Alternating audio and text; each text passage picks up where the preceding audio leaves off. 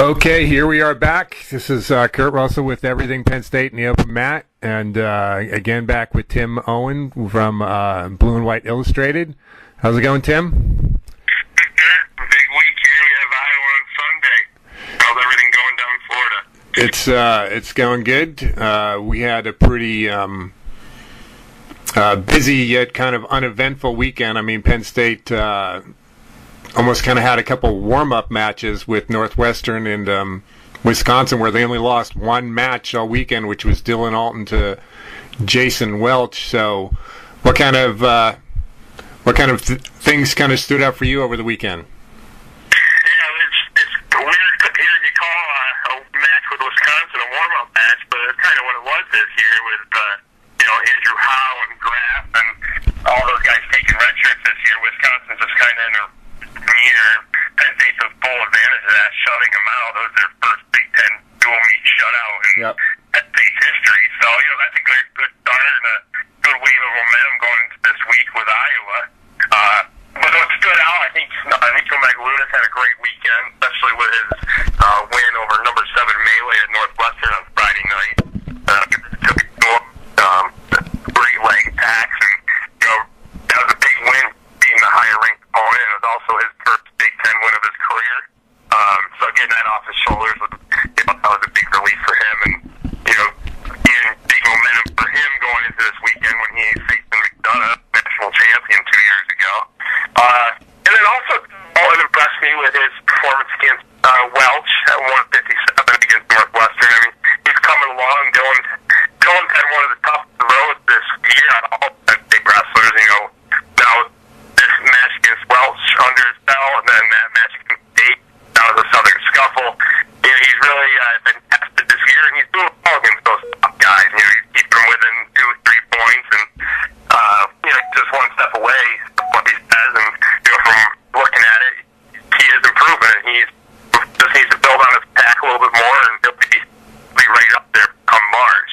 Other than that, I think everyone kind of performed to their expectations.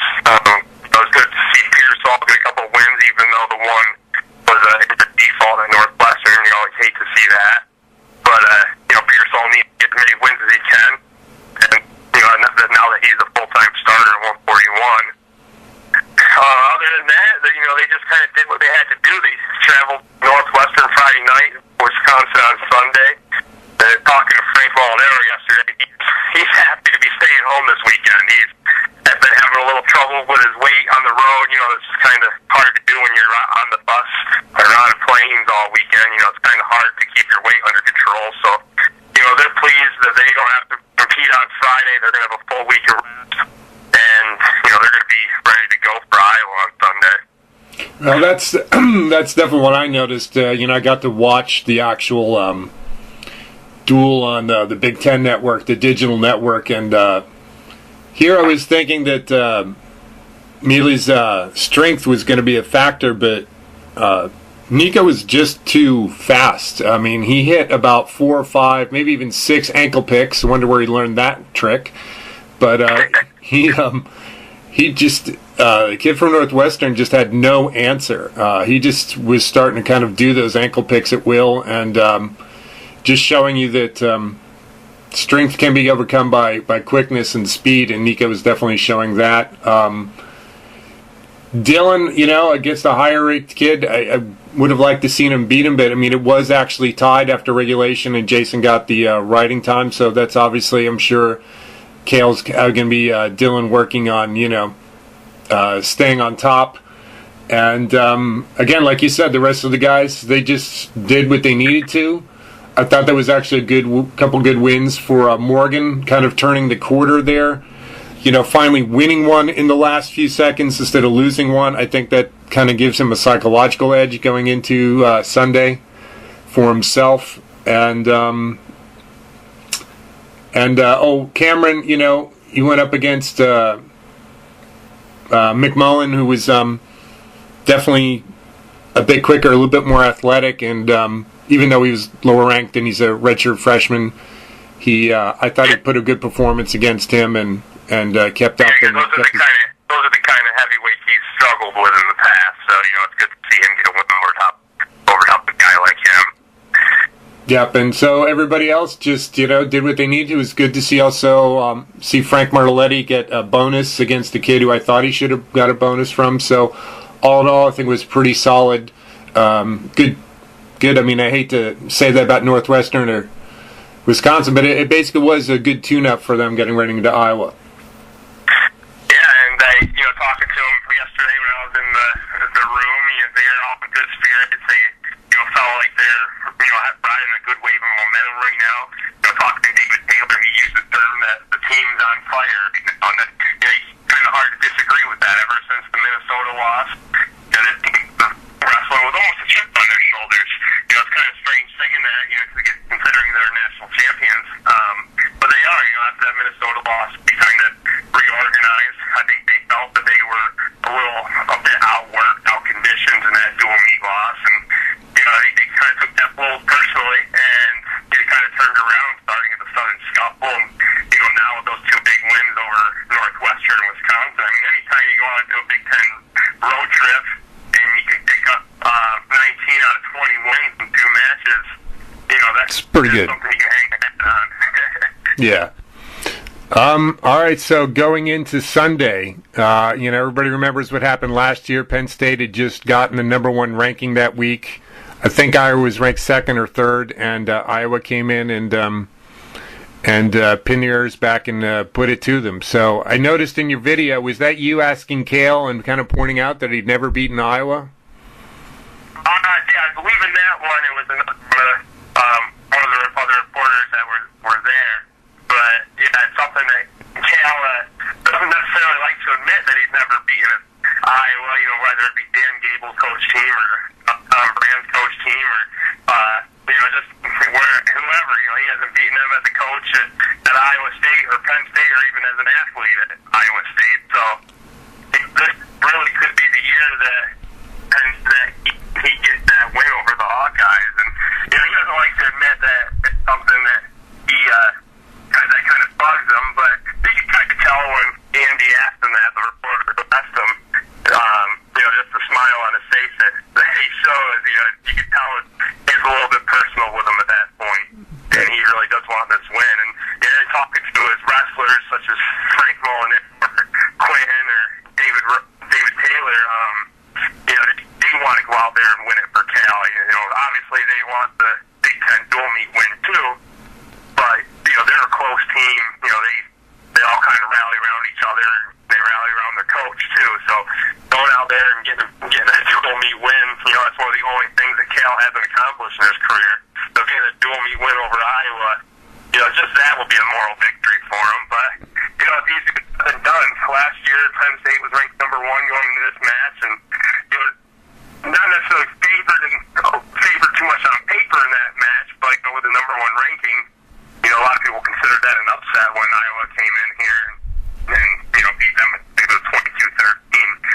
So talking to the guys yesterday in the room, they're still that loss still weighs on them from last year, and they're ready to turn it around on the Hawkeyes this year. Luckily for Penn State to get them to travel back to Penn State for a second year in a row. We have the home I guess you want to call it, and the fans are planning a whiteout here in State College, and I believe that these tickets they sold out in less than 2 hours. So the match is hyped up even more than last year's. The wrestlers are hyped up more than last year, and I'm sure Iowa is too. So it's going to be an exciting match on Sunday. Yeah, so let's break this down. Oh, I did notice that Frank on the video, Frank Molinaro was definitely more than once said he didn't like Iowa, so I knew it looked like it was getting personal with him, so that'll be interesting to see how he responds on Sunday. But starting off, we've got Nico going against Mac McDonough, who's he's one-time national champion. He beat Andrew Long a couple years ago, and then last year he still made it to the finals. He lost to Robles, and this year he has one upset loss against Jesse Delgado from Illinois, but other than that, he's been looking solid, and a lot of Iowa people think he's going to get the bonus over Nico. Yeah, and that's going to be the toughest thing for Nico. Getting a win in this bout here, that's maybe a little bit too much of asking Nico, but if he can keep this match within 4 or 5 points, even 3, that'll be a win for Nico, given he's a true freshman, facing an experienced junior like McDonough, who's been in the national finals twice. All he can ask from Nico at this point is just to go out there, keep it close, just keep it a regular decision, and don't give up the bonus points. I did ask Cal yesterday while we were at practice.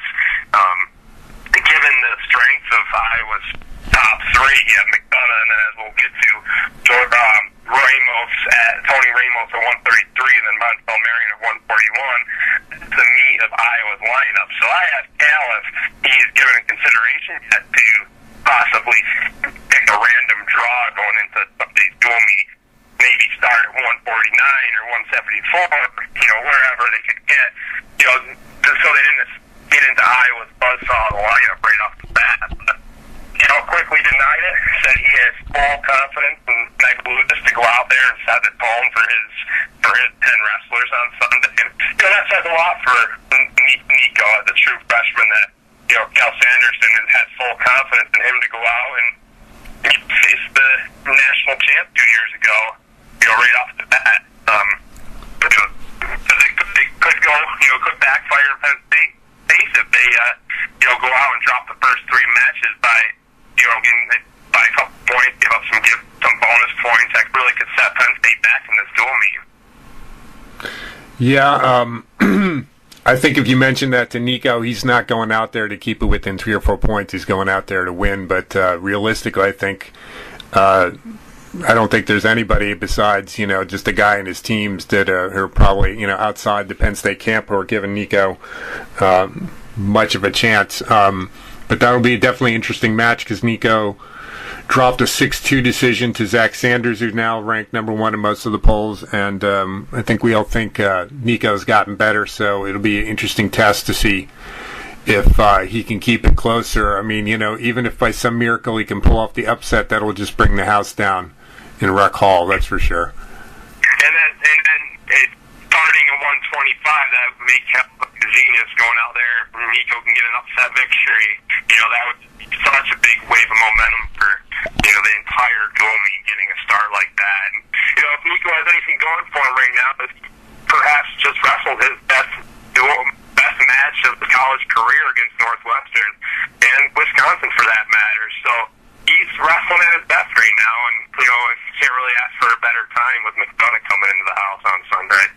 Yeah, I think I'm still going with Matt on this one, but not that I don't think Nico won't have a chance to do something here. 133, we have also, which appears on paper to be a real tough tussle for Penn State with Martellotti going against number 2 Ramos. I forget who was Ramos's one loss. He did just have a big win over Jordan Oliver. Little controversial in Iowa, but he still got the victory. I'm sorry, what? That was his marquee victory of the season. I mean, probably arguably the biggest victory of the college season this year across the country. That was just a big upset when Ramos upset Oliver in their dual meet. But even though Oklahoma State ended up coming back to beat Iowa to snap their dual meet streak. So, Ramos definitely is feeding off that momentum as well. And, that's going to be pretty tough for Martellotti on Sunday. Now, most people, they may have forgotten that Martellotti was actually ranked, I think, like 12th before he became ineligible.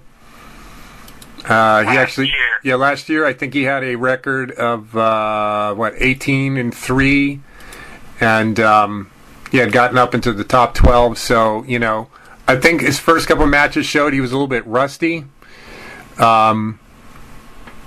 But he did pick up the bonus this past weekend, so I think he'll be ready to go.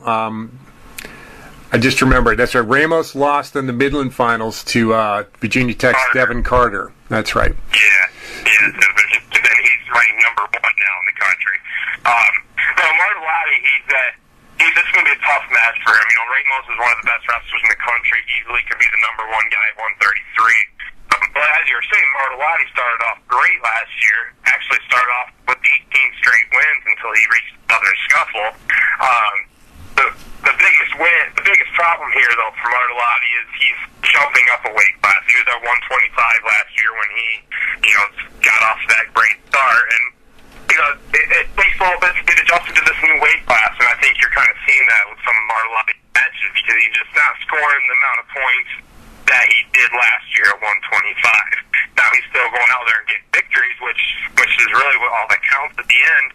But, this is going to be a tough match for Ramos, or for Martellotti, given Ramos' history, especially his most recent win over Jordan Oliver of Oklahoma State. And then also, if you think back to last year, the dual meet with Penn State and Iowa, Ramos came in and knocked off Andrew Long at 133, and that really set the tone for the dual meet, with that early upset, because if I remember right, Long was the number 2 guy in the country, definitely ranked ahead of Ramos, and that upset just kind of gave Iowa what they needed to get, go through the rest of that dual meet on top.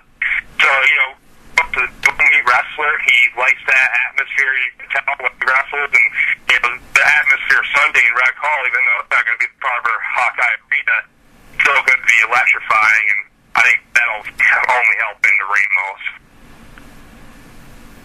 Yeah, that was one thing I was going to mention was that, he did have the upset win over Andrew Long. Now, a lot of guys I know who have been, in and out of the room the past year, they've told me that Frank actually kept up with Andrew Long when Andrew was still in the squad, and he's improved a heck of a lot. He's been able to wrestle with guys like, Tion Ware and Frank Gomez, who are world team members, so I only think, no matter what happens this match, that come March, I'm expecting Frank to be at Nationals. I'm expecting him to actually get a seed, definitely, one of the top 12 wrestlers. That's what I'm expecting him to be at. So I think if a lot of people are just thinking that Ramos is just going to, get the easy bonus over him, I think they might be surprised that Frank, is going to be able to keep up with Ramos. But we'll see, how long it's been,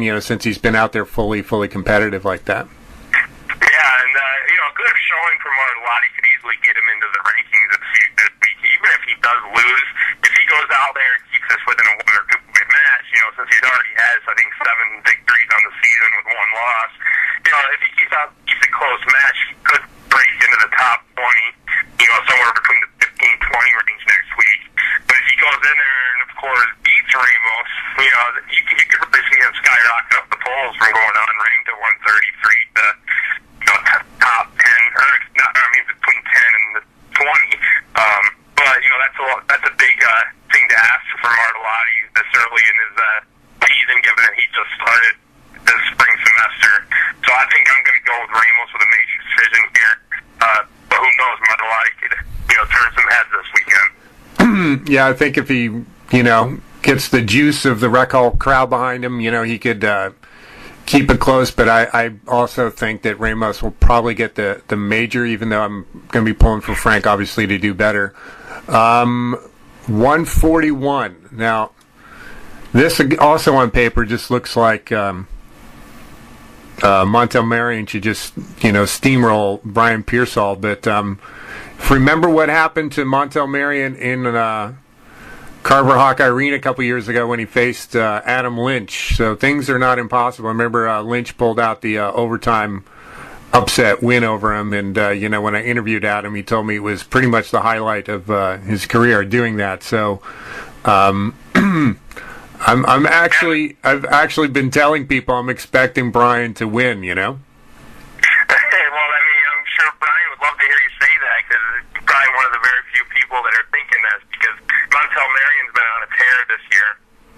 Looking at his record, I believe he's 17-0.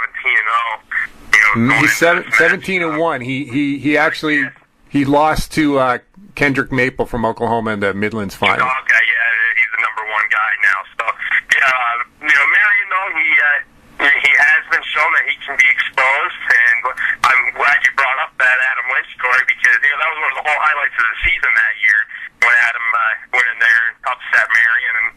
And also, I kind of believe that Pearsall and Adam Lynch's style are kind of similar. They're the tall, lanky guys at the lighter weights. Pearsall can pick up a few things from Lynch because Lynch is still in the room. And maybe go out there and have an upset on Sundays. But, from what, like you said, on paper, it almost looks like a Montel Marion Tech ball. But, if Pearsall can keep this match within, a regular decision or even a major decision, I think this is going to be a win given, Marion's history. Yeah, I mean, actually, when he wrestled Kendrick Maple, Kendrick really the first 1 or 2 periods was really dominating Montel, and then against a couple other top 10 guys, Montel has had to kind of grind out some wins against Kindig and Souflon from Nebraska, Oklahoma State, and Nebraska. So the reason why I even give Brian a chance is because look at what Cael has done with him over the past few years. I mean, a few years ago when he came out and everybody was like, okay, this is going to be obviously a hole in the lineup for Penn State, and then he started surprising people by pinning a lot of guys. No, he is a very dangerous pinning threat.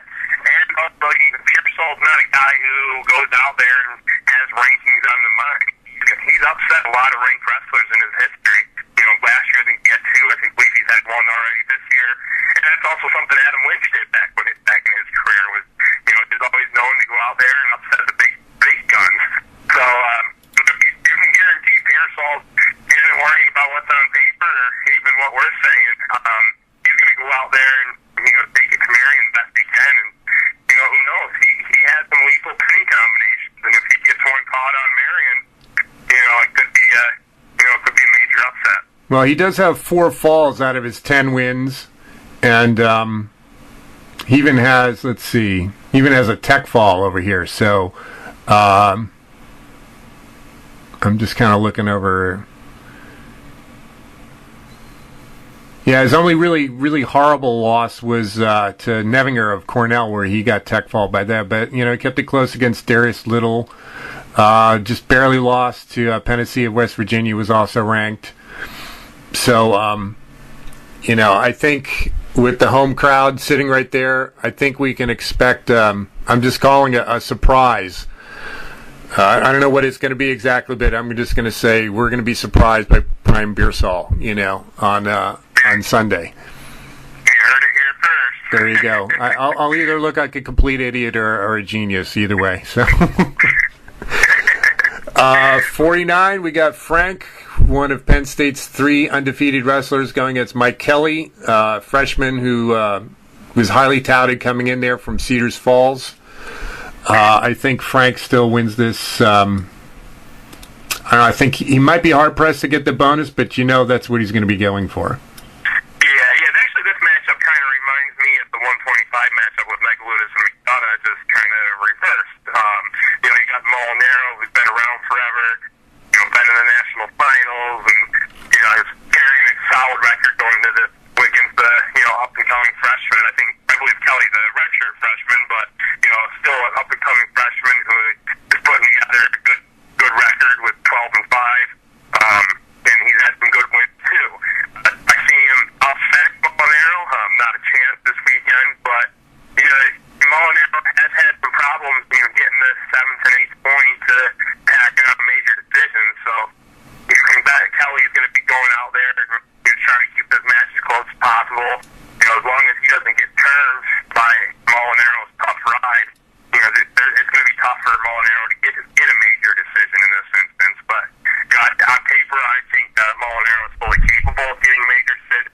I don't think anything beyond that. I'd be really surprised if he gets that pin. You don't usually see Frank get many tech balls. But on paper, it's a major decision here. Yeah, I think that'll be a close call because he did major Friedley from Northwestern, and Northwestern actually beat Kelly, so by 1 point. So that'll be close. I think Frank needs to get out there early, and what he's actually shown a couple times in matches is that he might be only winning, with a takedown, 2-0 after the first period, but he's turned quite a few guys the last few matches here with a really tough ride in the second period. He's, ridden him out for the full 2 minutes and turned once or twice. So I think that's what we're looking for, a major decision out of Frank there. He wears people down on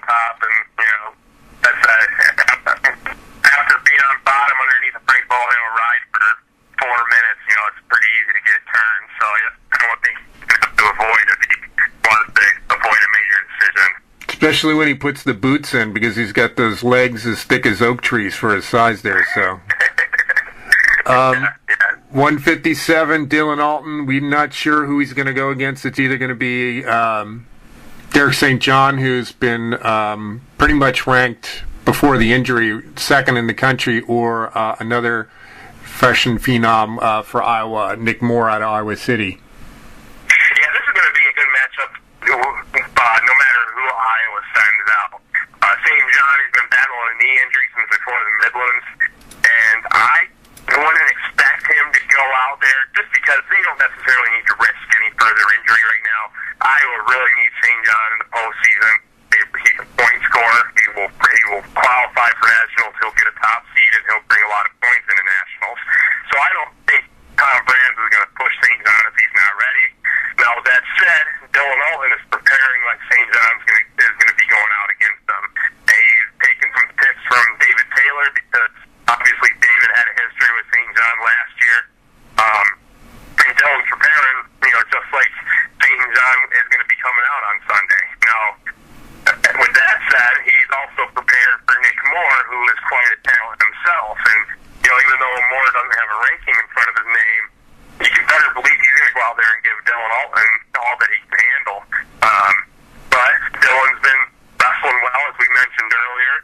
He's had some of the stiffest competition of any guy in the Penn State roster. So he's not going to back away from either guy.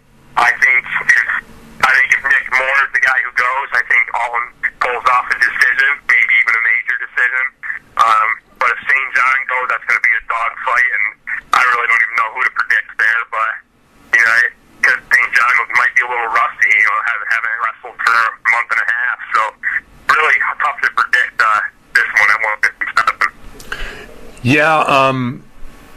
The thing I've been noticing though is Dylan has been actually improving, where just from what I've seen of Nick from the last few matches, he doesn't seem to be doing as well.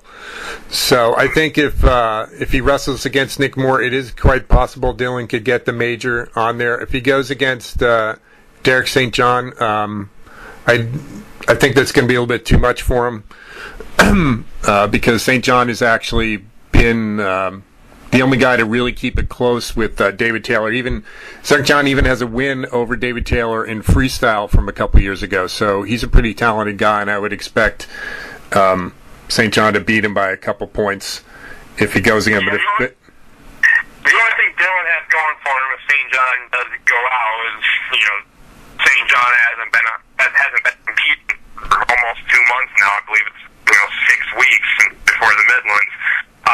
So he has that going for him, and then also the David Taylor. David Taylor is very familiar with St. John, and they're working out in the room, and Taylor's giving him any pointers he can. So that's going to be the one advantage Dylan has, but he's going to need a lot of help to take off St. John. St. John doesn't need it, make the trip. I just got a text message from Pat, the assistant AID, and he said that the Ohio State match is now sold out at Rec Hall. There you go. So, there's only standing room tickets there anyway, so yeah, it's going to be packed. And all right, we'll have to do quite a preview on that because Tom Ryan's building quite a program over there in Columbus, and where they're going to be competing with Penn States and Iowas and Oklahoma State before you even realize it. Yeah, that's pretty predictable with some of the recruiting classes they've had the last 2 years. 165, David Taylor, number 1, another undefeated, going against number 6, Mike Evans, a Pennsylvania boy. A lot of people give Mike Evans a chance, but he actually, I think one of his losses in the Midlands, he got majored, or he maybe even tech-followed by Bexod from Clarion. Yeah, he's actually had some rough patches this year. And the only thing you have to remember about Evans is when he wrestled for Blair his senior year, I believe he's a 189-pounder. So, he's dropped all the way down to 165 now. And looking at him, it looks like his natural weight, but you gotta wonder what kind of, if cutting all that weight since his senior year of high school has affected him at all. With that said, he is the number 6 wrestler in the country, and he's had some good wins too this year. But he's got David Taylor in front of him on Sunday, and only one person so far has been able to beat him collegiately. And I don't think Evans is going to be the second.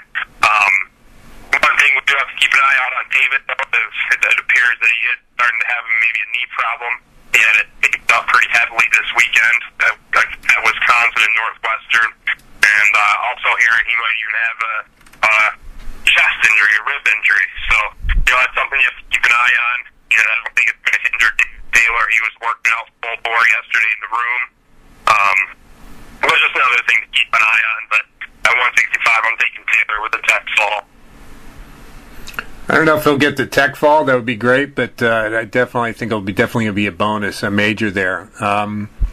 Ed Ruth, number 2, also undefeated, going against Ethan Loftus, who's ranked number 9.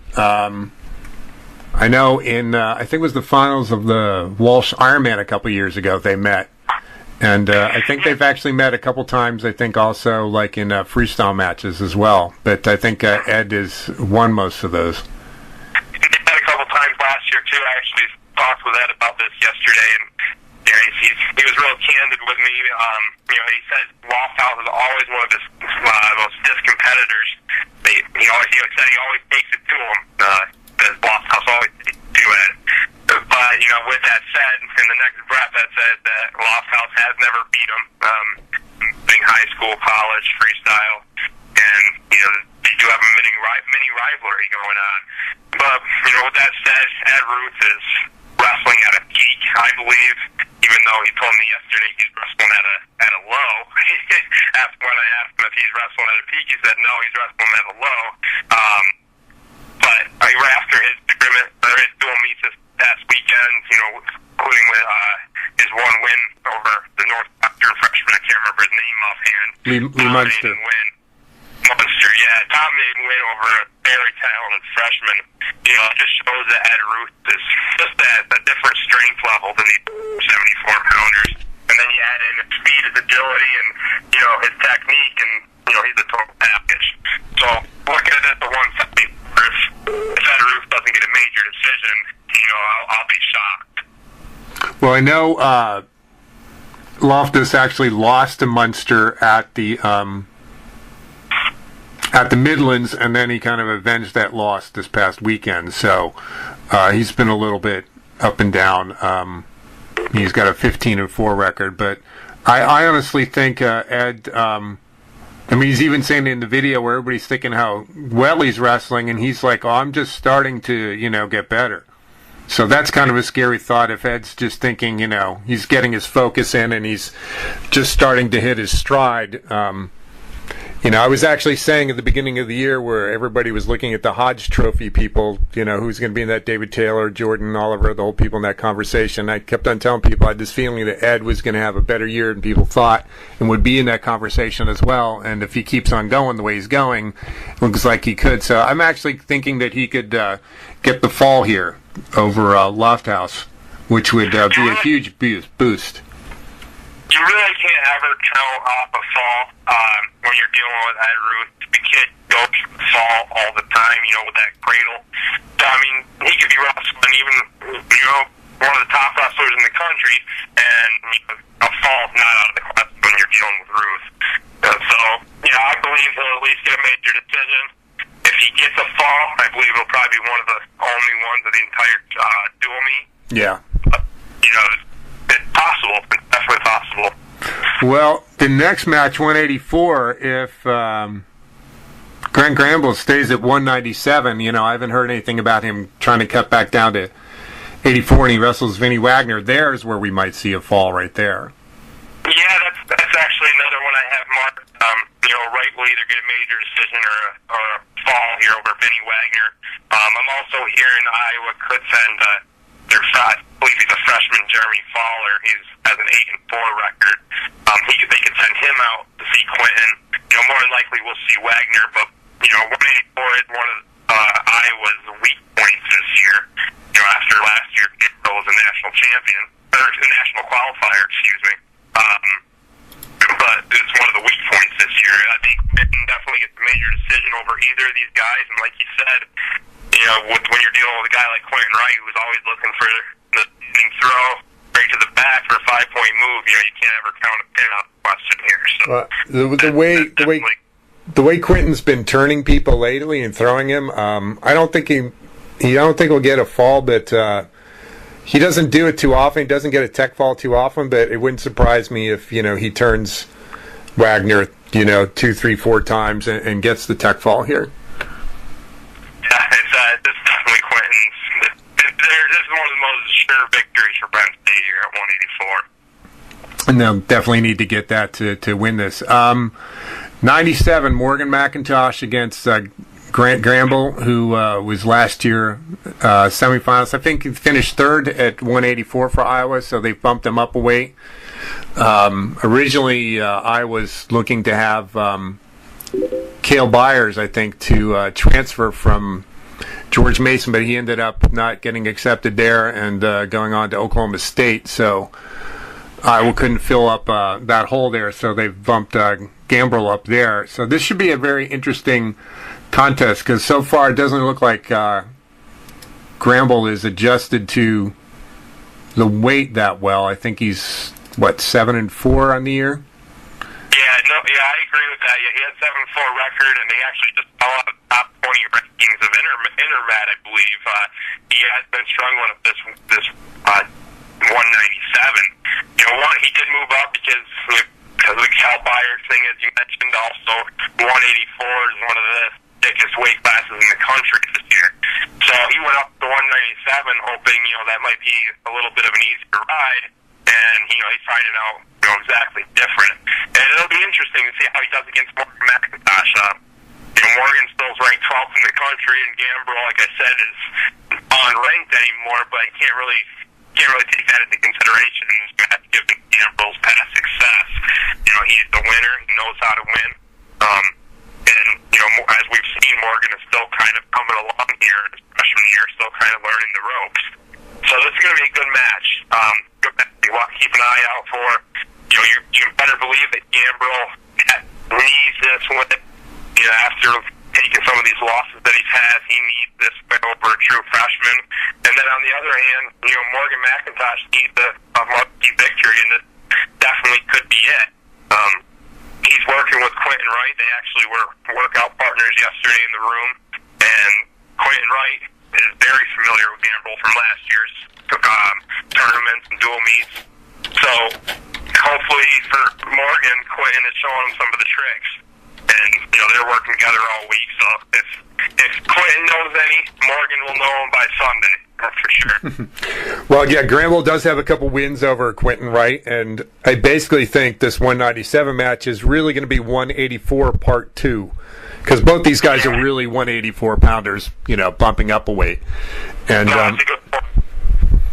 and so I think actually they'll both be giving each other a bit of a competition, and I'm going to give actually the edge to Gramble because Gramble's been wrestling against 197 pounders and 184. So I know Morgan has actually been weighing in, I think, at about 190, 194. So he's going to be a little bit less weight for Gramble. So I'm actually going to give Gramble the edge on this one. Yeah, he definitely has the edge, but not much. This is probably one of the more even matchups of the entire afternoon.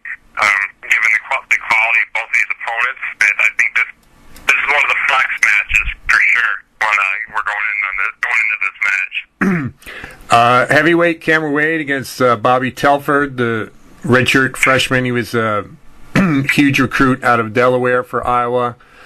I'm even though Telford's had a couple big couple setbacks and losses to Tucker Lane. And I think he lost just the other day again to somebody else. I can't remember who. But, again, I'm kind of going in this. I'm giving Telford the edge over Cameron just because I just have not seen Cameron be completely consistent this year.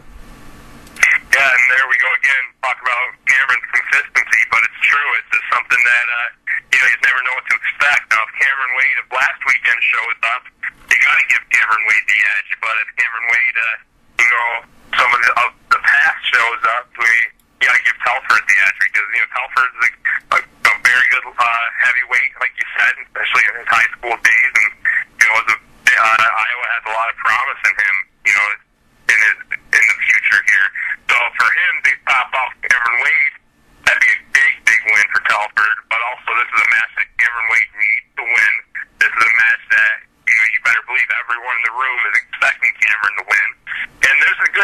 chance. I mean, I believe the match will be decided before the 285, but, you know, when you're dealing with two teams as close as Penn State and Iowa, there's a very good chance that this match comes down to 285. And I believe that's when Cameron Wade actually pulls as fast as when he does have the pressure on him. He's proved that in the past, you know, last year's Big Ten tournament, for example. You know, he's proved that he likes that pressure. He likes to have the, you know, eyes on him, and he likes, you know, to have to go out there and, you know, earn the victory for his team, and that very well could be a possibility on Sunday. Like I said, I believe this match could be decided, you know, after 184, maybe 197, depending on how everything turns out. But, you know, there's a good chance that Cameron Wade is going to need this victory for his team. Yeah, I think if St. John, if he doesn't wrestle, that Penn State actually should have this wrapped up, you know, by 184. I just think that row of wrestlers Penn State has, from Molinaro all the way to Ed Ruth and Quentin Wright, are going to score too many bonus points for them to overcome. But Telford actually has been kind of a bit of a slide. He's lost to the kid from Oklahoma State, Z, and he's lost to Tucker Lane, and then a guy he actually beat earlier, Mike McMullen, at Midlands, he lost to him at their dual meet. So, you know, definitely one thing with Cameron Wade, the transitive property doesn't necessarily apply because, you know, like we've mentioned before, guys he beats end up beating other guys that he loses to. Yeah, and that goes for almost the entire weight class, heavyweight this year. You know, besides maybe Flores and Ray at the top, you know, all these guys kind of pounded on each other. You know, some guys will, you know, beat them one weekend, and next weekend they'll lose to another guy. So, you know, this is another flex match that really could have match implications if, you know, a couple things don't go Penn State's way early in the match.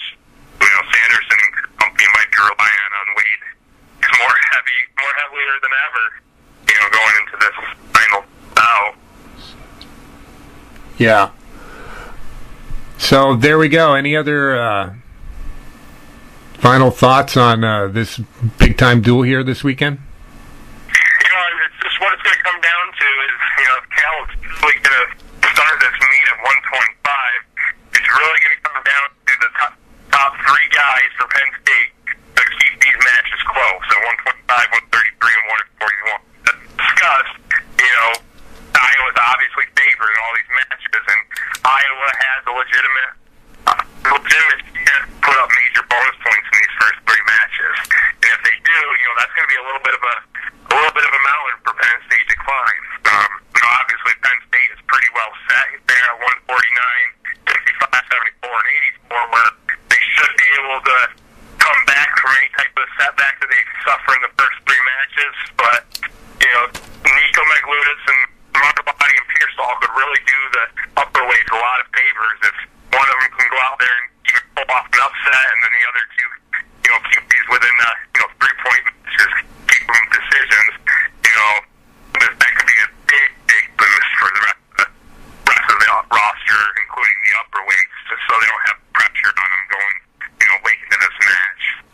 Well, I'm probably going with a prediction of Penn State winning 23 to 15. So, but in either way, it'll be really, really exciting. And being down in Florida, I'll have to be settled with hearing Jeff Byers' exciting voice over the airwaves.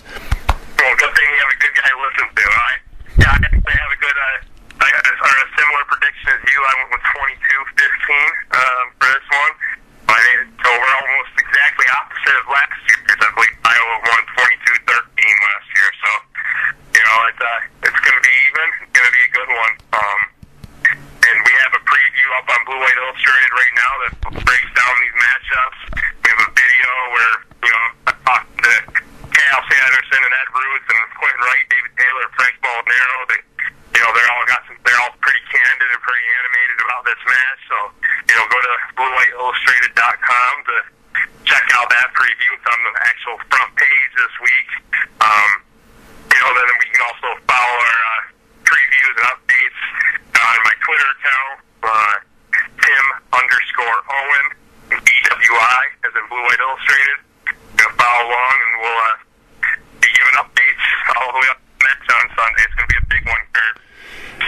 Yeah, and then next week, who do we got? Ohio State the following week. I believe so.